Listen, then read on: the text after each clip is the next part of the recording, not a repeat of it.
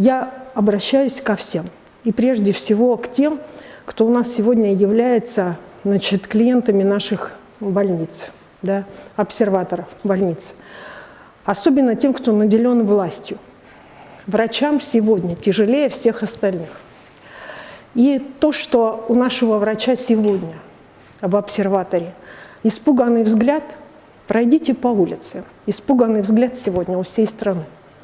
И то, что сегодня наш врач подает непосредственно еду на вытянутой руке, то это для него так же, как и в первый раз, как для всех.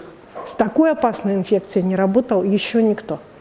Я благодарю тех врачей, которые сегодня остаются на посту и работают.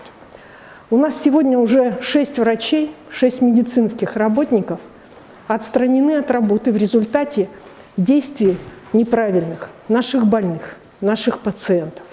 Они связаны с тем, что люди инфицированные срывают маски, угрожая тем самым, значит, создавая угрозу для медицинского персонала, когда мы знаем, и человек знает, когда у него уже есть это заболевание. Это и связано с тем, что не всегда, конечно же, бываем мы корректны. Не каждому хочется понимать, что он этим заболел. Я никого не осуждаю в данном вопросе. Я просто буду защищать медиков всегда.